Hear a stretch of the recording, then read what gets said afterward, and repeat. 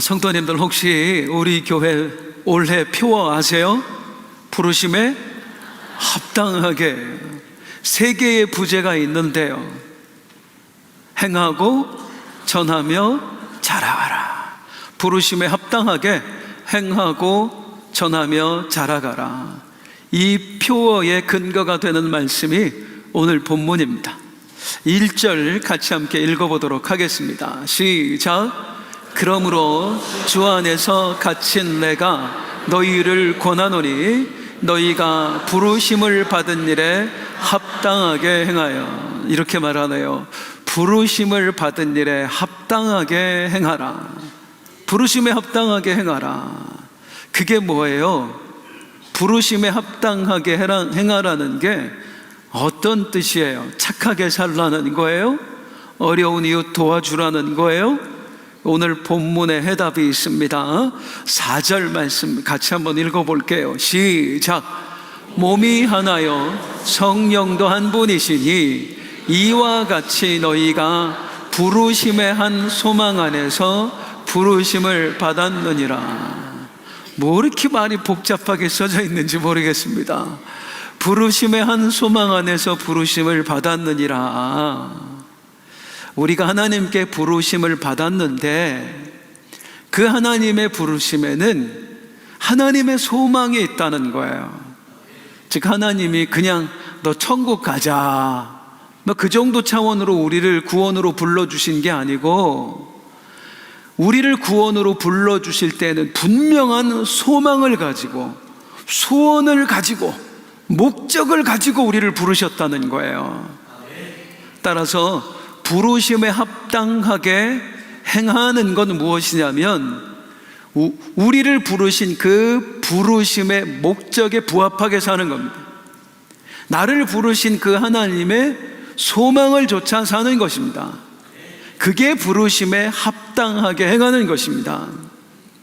그렇다면 하나님이 우리를 왜 부르셨는가? 우리를 부르신 그 부르심에 어떤 소망이 담겨 있는가?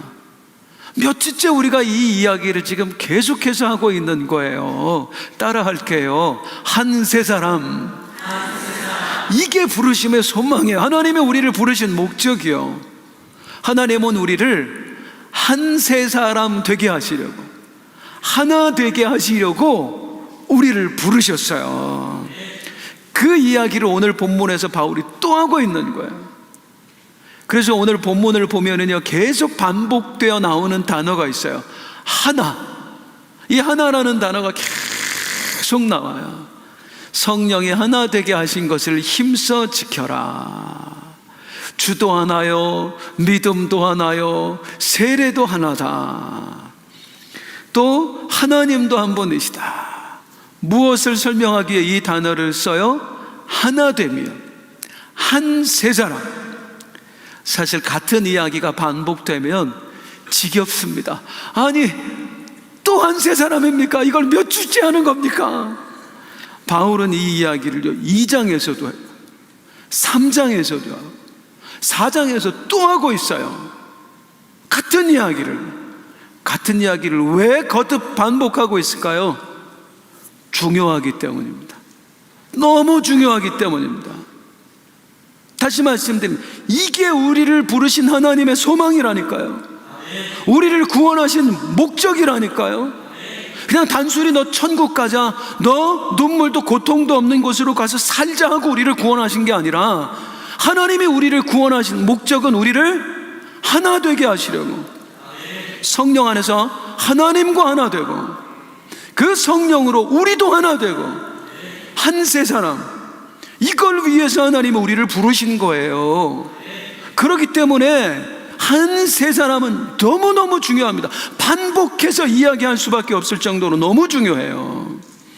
또 반복해서 이 이야기를 거듭하고 있는 이유는 염려 때문이에요. 바울이 생각하기에 이게 에베소 교회에 보낸 편지잖아요. 아무리 생각해도 에베소 교회 성도들이 이 한 세 사람의 의미를 온전히 모르는 것 같아요. 바울이 3년 동안은 목회를 하면서 저들에게 계속 가르쳤는데도 저들이 모르고 있는 것 같아요. 알면 그렇게 살 리가 없어요. 이게 무슨 의미인지를 알면 저들이 저렇게 살 리가 없다. 그래서 반복하고 있는 거예요. 부모님들이 우리 자녀분들을 양육할 때 가끔 이렇게 하죠. 주로 엄마들이 그래요. 아빠들은 그냥 확 한번 하고 마는데 엄마들은 어떻게 해요? 한 얘기 또 하고 한 얘기 또 하고 한 얘기 또 하고, 그러니까 너 이렇게 하면 안 된다고, 앞으로는 이렇게 해야 돼. 알았어요. 다시만 하는데 너 그렇게 하면 안 된다고, 이렇게 해야 된다고. 알았다고. 내가 다시 얘기하는데 너 저번에도 말하고 안 들었잖아. 이렇게 해야 돼. 알았다고. 이 알았다고에 대답하는 아이가 진짜 아는 거예요? 진짜 알면 그렇게 대답 안 해요. 엄마 죄송해요. 염려 끼쳐드려서 죄송해요. 이제 잘해볼게요. 저 한번 믿어주세요. 이렇게 하지. 알았다고! 이렇게 안 한단 말이에요. 모르는 거예요. 못 알아듣으니까 엄마는 염려가 돼서 또 하고 또 하고 또 하고. 바울도 마찬가지입니다. 저들이 못 알아들었어요.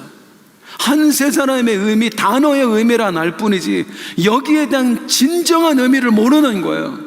그러니 지들 멋대로 사는 거예요. 공동체를 막 깨뜨리고. 그래서 또 얘기하는 겁니다. 여러분, 우리는 하나가 되었습니다. 성령 안에서 우리는 하나가 되었습니다. 성령 받으셨지요. 성령 받으시죠.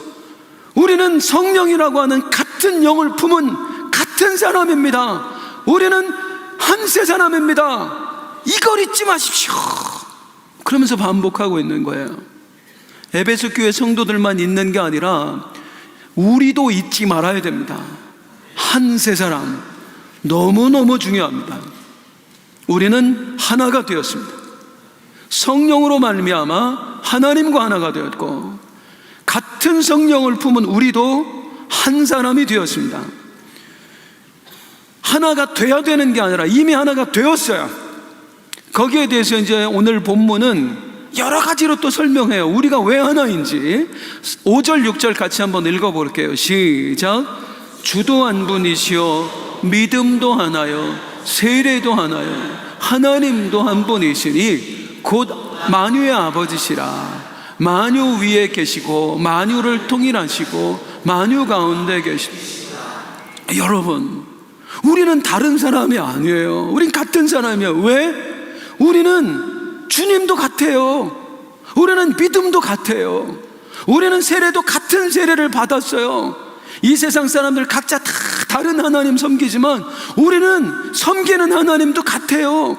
그 하나님이 우리 아버지잖아요. 즉 우리는 아버지도 같아요. 우리는 모든 게 같은 한 사람이에요. 같은 사람이에요 라고 하는 거예요. 사랑하는 성도님들, 믿으세요? 우리는 이미 하나예요. 옆에 분 한번 바라보세요. 그런 눈으로 보면 하나 아니에요. 다시 이렇게 따뜻한 눈으로, 우리 하나예요. 믿으십니까? 안 믿어도 상관없어요. 인정이 안 돼도 상관이 없어요. 우리는 이미 하나입니다. 두 남녀가 결혼을 했어요. 얼마나 좋아요. 신혼여행을 가서 그냥 행복하게 즐겁게 여행을 마치고 이제 돌아오는 겁니다. 돌아오는 길에 선물 좀 사자. 우리 부모님 선물도 사고 그동안 우리 또 함께 수고해 주신 분 선물도 사자 하고 이제 선물 사러 갔는데, 신부가 그렇게 얘기하는 거야. 오빠네 엄마 아빠는 어떤 거 좋아해? 뭘 사면 될까? 그러니까 신랑이 하는 얘기가, 야, 오빠네 엄마 아빠가 아니고 이제 우리 엄마 아빠야. 왜 오빠네 엄마 아빠가 우리 엄마 아빠야? 우리 엄마 아빠는 나를 낳아주고 길러주신 분이야. 야, 이제 우리 결혼했잖아. 결혼했으니까 이제 각자의 부모님이 없어. 너희 엄마 아빠도 우리 부모님이고 우리 엄마 아빠도 우리 부모님이야. 그런 게 어딨어? 이 여성분은요, 결혼의 의미를 모르는 거예요. 결혼하면 하나 돼요. 하나 된다는 건 뭐냐면 이제 각자 따로가 아니라는 거예요. 네 부모님 내 부모님 없어요. 이제 우리의 부모님이에요. 우리 가족이에요. 그런데 결혼했지만 한 몸이 되었지만 우리가 하나라는 자각이 없는 거예요. 그런데 분명한 사실, 하나라는 자각이 없어도 어쩔 수 없어 하나 됐어요. 우리가 그렇다 이 말입니다. 아무리 성경이 하나라고 얘기하는데 나는 안 믿어져? 인정이 안 돼? 상관없다고요. 우린 이미 하나가 되었다고요. 내 인정과 상관없이, 내 깨달음과 상관없이 우리는 이미 하나인 줄로 믿습니다. 옆에 사람 다시 보세요. 하나예요. 근데 안 느껴지시지요? 우리가 왜 하나인가? 자, 바울은 성전으로 우리가 하나 된 걸 표현했었잖아요. 오늘 본문에 또 다른 그림으로 하나됨을 표현해요. 3절 읽어볼게요. 3절 시작. 평안에 매는 줄로 성령이 하나 되게 하신 것을 힘써 지켜라. 우리가 하나 된 것을 뭘로 표현하냐면 평안에 매는 줄로 우리가 엮였다. 그래서 우리는 하나다. 자, 진주 구슬이 막 널브러져 있습니다. 진주 알들이. 얘네는 각자 따로따로해요. 그런데 이 진주알을 가져다가 그걸 쫙 줄로 꿰는 순간 이제 더 이상 따로가 아니야. 얘네는 하나예요. 하나의 목걸이, 전혀 다른 존재로 하나가 된 거예요. 이해되세요? 우리가 성령이 매는 줄로 엮인 사람들이라고요. 그래서 우리는 각자지만 하나인 거예요. 이제 하나의 의미를 또 한번 이해가 되십니까? 그런데 이제 중요한 거, 오늘 본문에서 뭐라고 하냐면 하나 되었다. 하나 된 것을 어떻게 해라? 힘써 지키라 하네. 따라하겠습니다. 힘써 지키라. 성령이 하나 되게 하신 것을 힘써 지키라. 이게 오늘 본문이 말하는 부르심에 합당한 삶입니다. 부르심에 합당하게 행하라 하는 것. 첫 번째 뭐냐면 성령이 하나 되게 하신 것을 힘써 지켜라. 다시 한번 따라할게요. 힘써 지키라. 왜 힘써 지키라 그럴까요? 왜 힘쓰라 그래요? 하나 되는 게 어려워서 그래요? 어려워서 그래요? 어려워서. 하나 되었지만 이 하나됨을 지킨다는 게 너무 어려운 겁니다. 멀리 갈 거 없어요. 여러분 집으로 한번 가보세요. 남편 떠올려 보세요. 아내 떠올려 보세요. 하나됨을 지키는 게 쉽던가요? 왜 이렇게 달라요? 세상에 식성도 달라.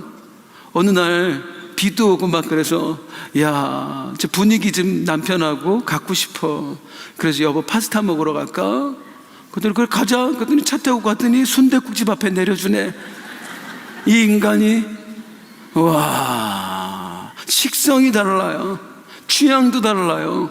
여름에 바닷가 가서 한번 거기서 바닷바람도 쐬고 발도 담그고 그리고 사진도 찍고 좀 그러고 싶어.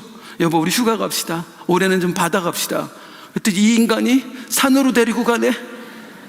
그리고 저 혼자 좋다고 등산복 꺼내입고 등산화 신고 설악산 등반하자고. 죽이고 싶어요. 죽이고 싶어요.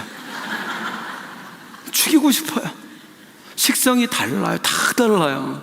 이제 저희 아내가 가끔 이제 주일 저녁에 끝나면 집에 가서 밥 먹기 힘들잖아요.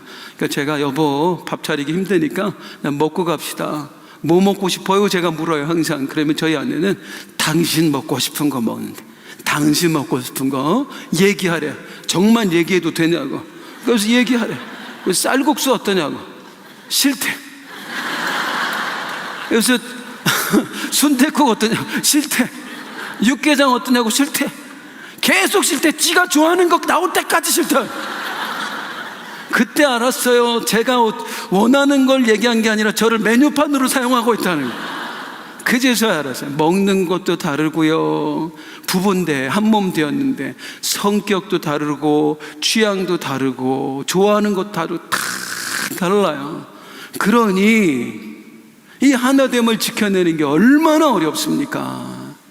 그래서 이 다른 걸 견디지 못해서 결국에 갈라서는 부부들 많잖아요. 이 하나 된다는 건 너무너무 어려운 거예요. 사실은 바울도 마찬가지였습니다. 바울은 한 세 사람의 비밀을 깨달은 사람입니다.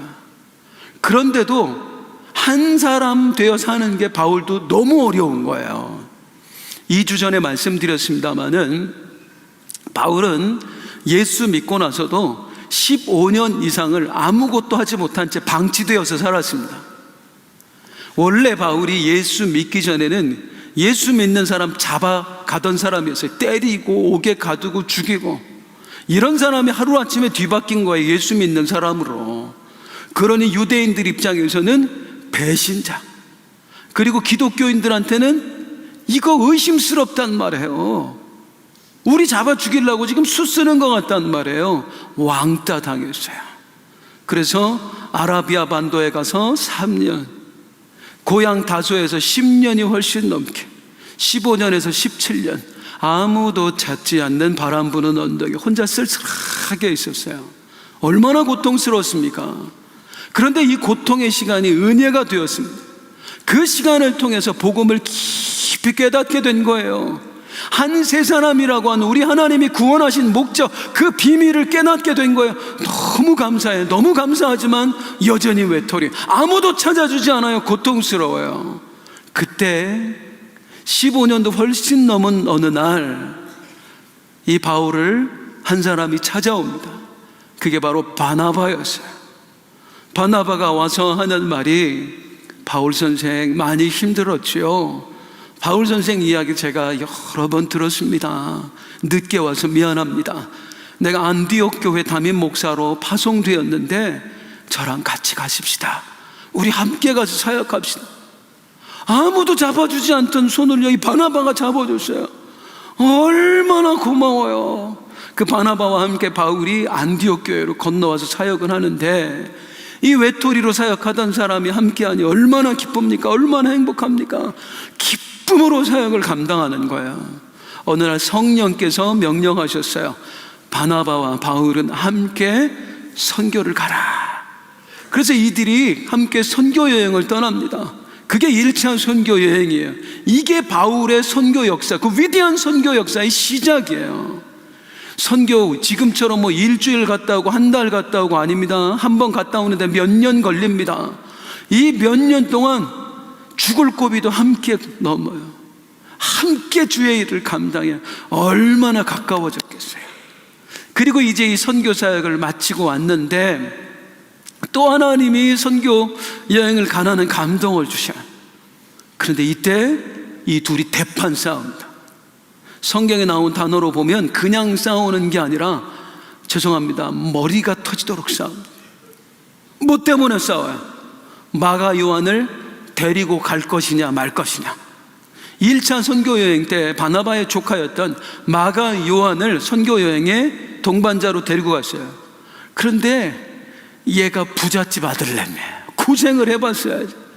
그냥 재밌을 것 같아서 따라왔는데 선교여행이 너무너무 힘든 거예요. 그래서 마가 요한이 중간에 돌아가요. 나 엄마 보고 싶다고. 그리고 가버려. 그것 때문에 얼마나 힘들어. 한 사람이 중간에 탈락하면 나머지 사람이 그 짐을 다져야 되잖아요. 힘들었단 말이에요.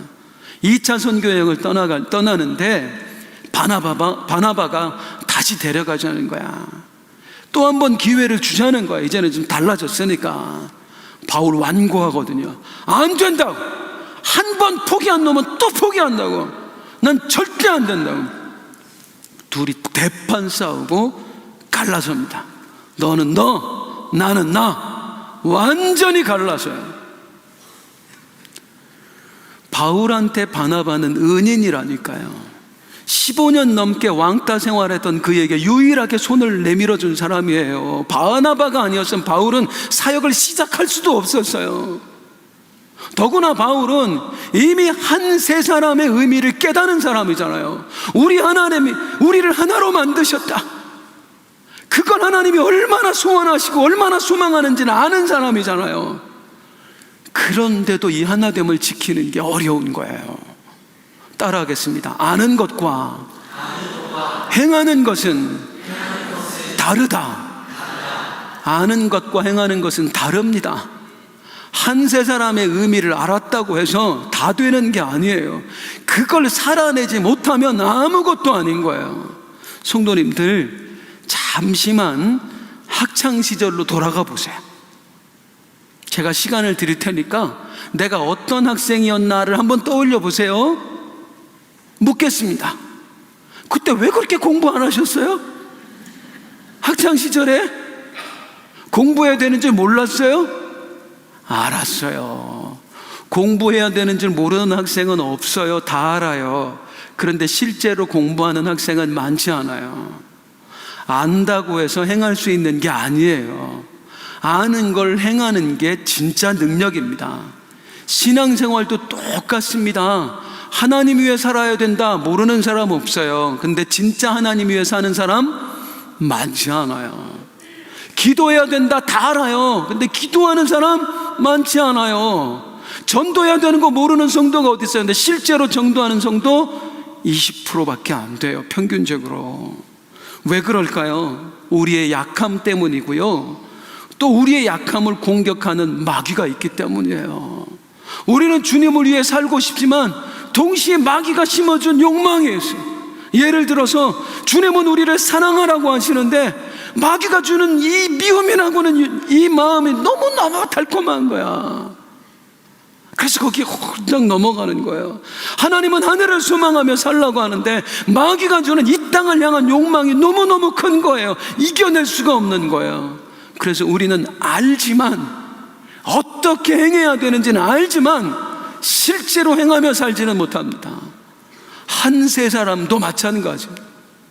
우리는 하나님께서 우리를 하나로 만드셨다는 것도 알고, 하나님께서 우리가 하나 되어 살기를 원하신다는 것도 알아요. 그런데 그게 잘 안 돼요. 그리고 안다고 해요. 나도 알아. 한 세 사람 알아. 하나 되어야 살아야 알지. 아는 게 중요한 게 아니에요. 행하는 게 중요한 거예요. 그래서 오늘 본문은 우리에게 뭐라고 해요? 우리 표어 부르심에 합당하게 행하라.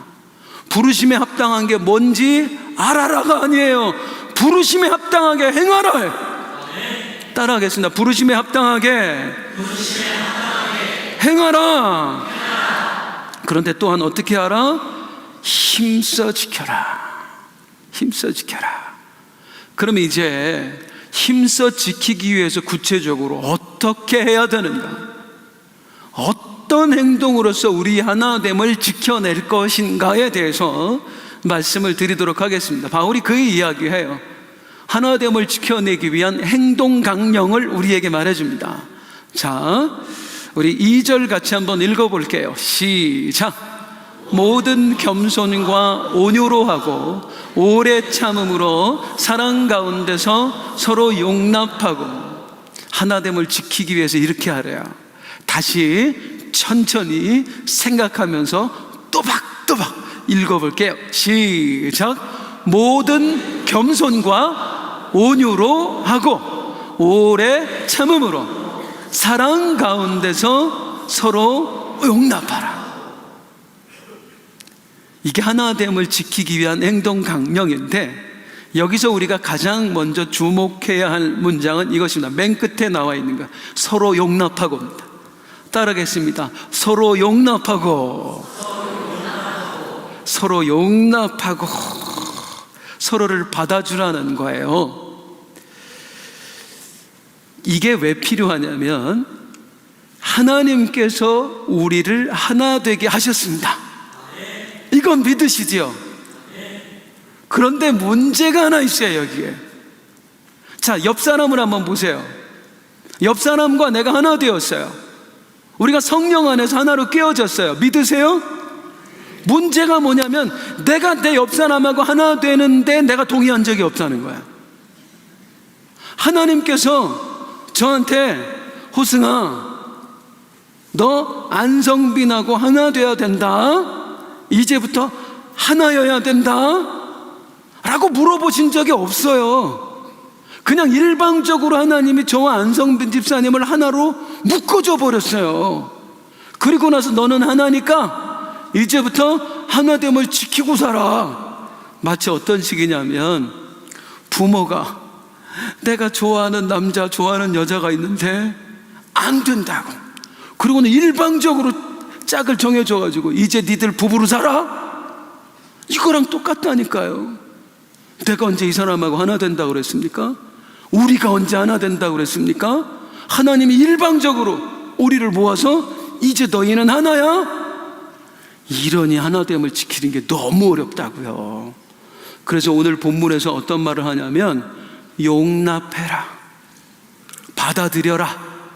여기에 두 가지 의미가 있어요. 첫 번째 뭐냐면 하나님의 뜻을 받아들여라, 용납해라. 하나님, 나는 동의한 적 없는데요, 왜 하나님이 일방적으로 이렇게 따지지 말고 하나님이 정하신 것을 받아들여라. 왜? 그분은 하나님이니까, 그분은 너의 주인이니까. 노예가 주인이 정한 것에 왜요? 박살납니다. 죽을 수도 있습니다.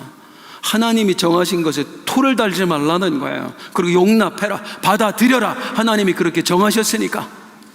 또 하나님이 그렇게 정하셨으니 어떻게 하라? 너에게 짝지어준 사람, 하나 되게 하신 사람 용납해라, 받아들여라. 그렇게 하실 분만 아멘. 어려워. 다른데 어떻게 받아들이냔 말이에요. 달라도 너무 다른데. 그래서 구체적으로 하나하나를 이야기해요. 어떻게 하면 받아들이고 살 수 있는지, 어떻게 하면 하나로 살 수 있는지를 이야기해요. 그게 네 가지예요. 아까 나왔던 거 혹시 기억하세요?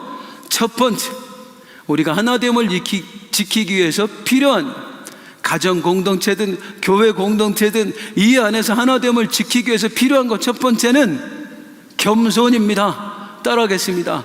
겸손. 이 겸손이 어떤 의미일까요? 아이고 제가 전 잘 못해요, 이런 거 아니에요.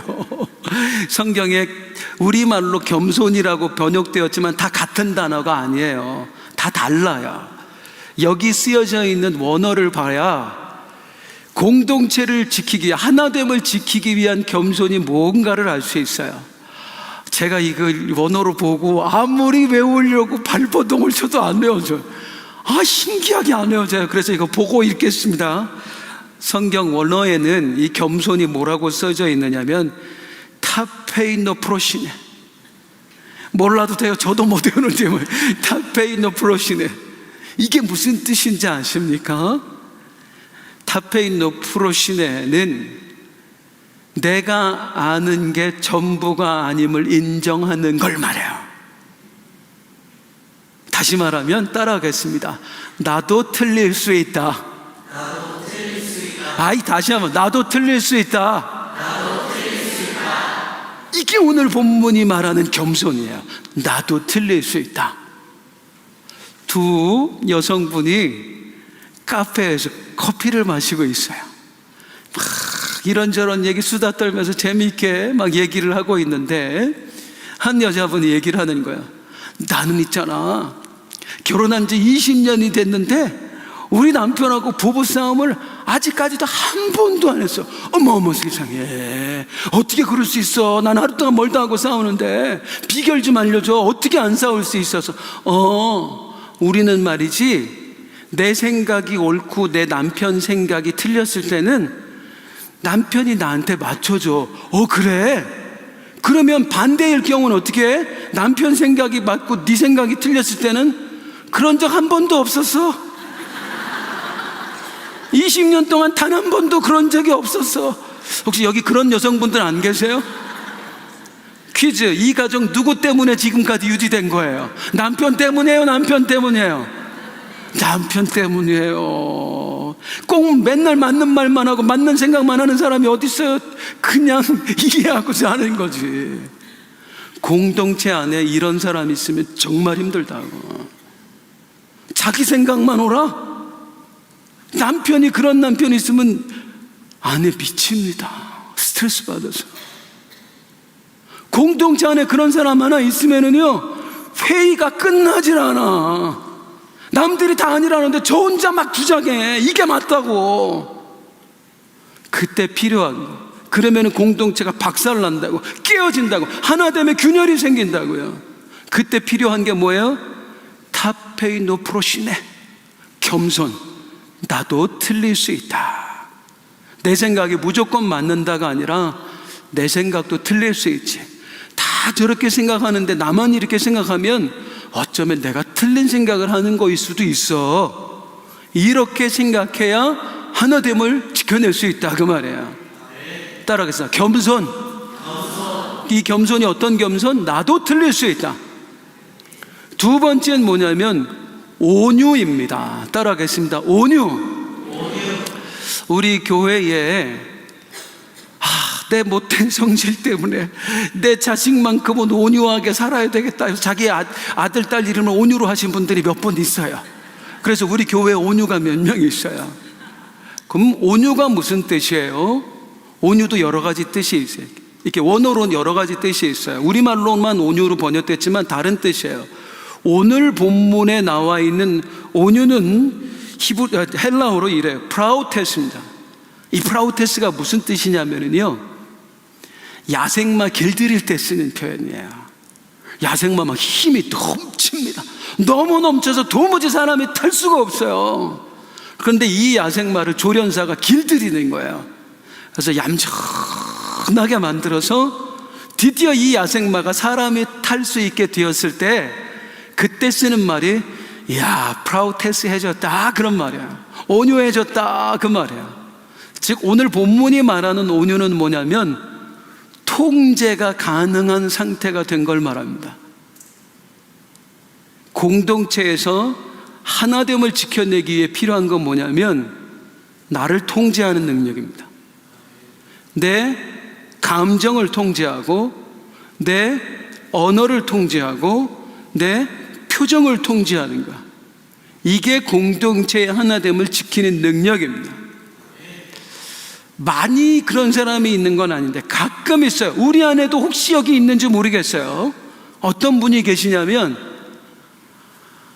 있는 대로 사람 속을 뒤집어 막 상대방 듣기 싫은 소리 막 하고 공격해.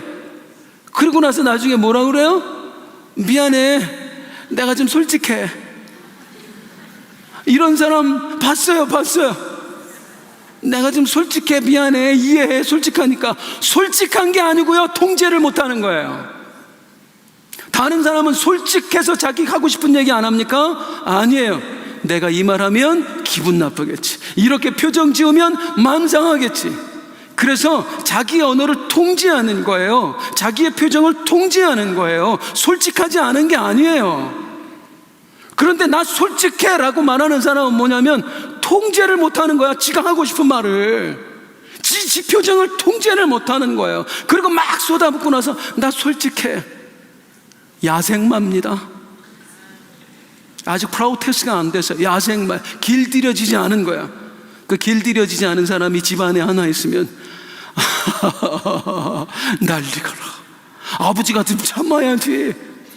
팍 불같이 화내면은 전부 다 지옥이 되잖아요. 공포 분위기. 공동체에 그런 사람 하나 있으면 힘들잖아요. 그래서 하나됨을 지켜내기 위해서 뭐 해라? 프라우테스 해라, 온유해라, 통제되라. 야생마 노릇 그만하고 인간이 되어라. 이 온유해요. 세 번째, 공동체의 하나됨을 지키기 위해 필요한 행동 강령은 오래 참음입니다. 따라하겠습니다. 오래 참음. 그냥 참아라가 아니라 오래 참으래요. 왜요? 참아야 될 일이 너무 많아. 너무 많아. 아무리 얘기해도, 오늘 이렇게까지 얘기해도 여전히 가서 난 안 틀렸어 하는 사람이 있다고요. 이렇게까지 얘기했는데도 다음 주에 막 쏟아붙이고 미안해, 내가 솔직해서 하는 사람이 있다고요. 예수 믿은 지 10년 됐는데 아직도 야생마야. 그래서 너무너무 참기 힘들어. 그런 사람이 원래 많아요. 사실은 우리 각자도 다 그런 사람이에요. 그래서 하는 이야기가 뭐예요? 오래 참아라. 언제까지요? 지금까지 참은 것만큼 또 참아라. 제자들이 예수님께 물어봐요. 우리한테 잘못한 사람, 힘들게 한 사람, 마음 아프게 한 사람 몇 번이나 용서하면 되겠습니까? 한 7번 하면 될까요? 예수님 하신 말씀, 7번씩 70번이라도 해라. 끝까지 참아줘라. 끝까지 이해해줘라. 이게 우리한테 필요합니다. 남편 미치겠슈? 로또 평생 안 맞아. 그 남편 20년 참아주셨어요. 죄송합니다. 20년만 더 참으세요. 어떡해요? 주님도 참아주셨잖아요. 나 같은 거 참아주셨잖아요. 나처럼 믿음 없는 거 참아주셨잖아요. 나는 야생마 아니었어요. 나는 옳다고 주장하는 사람 아니었어요. 나도 별 볼 일 없는 사람. 그런 사람 주님께서 데려다가 길들여 주셨잖아요. 야생마 길들이듯이 길들여 주셨어요. 그래서 나도 모르게 내가 이만큼이나 성장했구나, 내가 이 정도나 됐구나.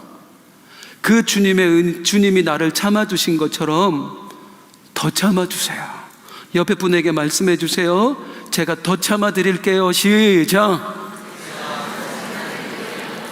마지막, 하나됨을 지키기 위해서 우리에게 필요한 건 뭐냐면 사랑입니다. 말할 것도 없습니다. 사랑이 없으면 하나됨을 유지해 나갈 수가 없습니다. 그런데 이제 우리의 염려는 뭐예요? 도무지 사랑할 마음이 안 생긴다는 거예요. 하나님, 이 인간 하는 꼴을 보십시오. 아직도 지가 옳다고 그래요. 아직도 야생마처럼 날뜁니다. 어떻게 내가 이 사람을 사랑할 수 있습니까? 오늘 본문이 말하는 이 사랑은요, 그 감정적인 사랑을 말하지 않아요. 이성적이고 의지적인 사랑을 말해요. 예를 들면 책임감. 자, 어느 한 집안에 50대 된 가장이 있었어요. 너무 무뚝뚝해. 결혼한 지 30년이 다 되었는데 아내한테 사랑한다는 말 한마디도 안 해요. 이 남자가 그런 남자였어요. 스파게티 먹으러 가자고 하는데 순댓국집 데려가는 거예요. 불만이야. 저 인간이 날 사랑하나? 정말로 날 사랑하는 걸까? 그런데 한번 보세요. 회사에 갔더니 한 사람씩 그만두게 하는데 이제 내가 타겟이 됐네요. 명퇴할 거냐고. 그래서 나 안 하겠다고 했더니 어느 날 갔더니 다른 데로 발령을 내버렸어. 30분이면 갈 수 있는 회사 다른 데로 발령 내서 출근만 2시간을 해야 돼. 그런데 못 그만두고 출근해요. 이거 봐라. 어느 날 갔더니 책상이 없어졌어. 이 모멸감. 그만두라는 얘기잖아요. 근데 못 그만둬요. 또 가. 모든 눈초리가 다 그걸 견뎌내면서 끝까지 회사 나가. 왜 나가? 가족 때문에 가는 거예요. 나에게 안 가면 우리 아내 어떻게 하나? 우리 아이들 학비는 어떻게 하나? 가족들 때문에 가는 거예요. 이거 사랑이에요, 사랑이에요. 사랑이에요. 비록 언어로 사랑은 표현하지 못하지만 이분의 사랑의 표현 방식은 이거예요. 정서적으로 막 아내를 막 아끼고 그런 마음은 없을지 몰라도 의지적으로 가족들을 아끼고 사랑하는 그 마음이 있는 거예요. 오늘 본문이 말하는 사랑이 이런 사랑이에요. 막 마음에서 솟아나지 않더라도 네가 할 수 있는 의무는 다 해라. 하나 된 사람으로서 해야 될 도리는 해라. 목장장이냐? 목장원이 힘들게 하냐? 그래서 꼴배기 싫으냐? 그래도 목장장이니까 전화해주고 카톡 보내주고 때로는 가서 선물도 전해줘라. 팀장이냐? 팀원이 너무너무 꼴보기 싫으냐? 너를 힘들게 하냐? 그래도 수고했다는 한마디라도 해줘라. 당신 때문에 우리 오늘 이 사역 잘할 수 있었다고 얘기해줘라. 아니, 그거 위선 아니에요? 내 이익을 위해서 하면 위선이겠지만 주님의 명령을 따라한 거면 순종이에요. 마음이 없어도 하세요. 사랑할 마음이 없다고만 하지 마시고 적어도 성도 된 의무는 다 하시단 말이에요. 남편 된 의무, 아내 된 의무, 부모 된 의무, 자식 된 의무, 동료 된 의무, 그렇게 사랑하시자 그 말이에요. 사랑하는 성도님들, 우리는 새로운 피조물입니다. 하나님께서 우리에게 성령을 넣어주셨고요, 그 성령으로 말미암아 우리는 같은 영을 품은 사람, 성령을 품은 한 사람 되었습니다. 한 세 사람. 하나됨을 지켜내야 됩니다. 하지만 너무너무 어렵죠. 그때 잊지 마세요. 받아들이세요. 이건 선택의 문제가 아니에요. 하나님이 하라고 하시면 해야 되는 거예요. 안 된다고 하지 말고 노력 한번 해보세요. 겸손. 나도 틀릴 수 있다. 온유. 야생마 되지 마시고 길들여진 사람 되세요. 내 정서와 내 언어를 통제하세요. 오래 참음. 지금까지 참았는데 안 된다고 버럭하지 마시고 계속 참아주세요. 사랑, 마음으로 안 돼도 행동으로 하세요. 그럼 주님이 인정해 주실 거예요. 우리 왜 예수 믿어요? 하나님 때문이에요. 천국 가려고 어린애예요. 우리 하나님의 소원을 이루어 드리려고 예수 믿는 거예요. 그 하나님의 소원이라지 않습니까? 하나 되어 살아라. 부르심에 합당하게 행합시다. 우리 일어나서 함께 찬송하겠습니다.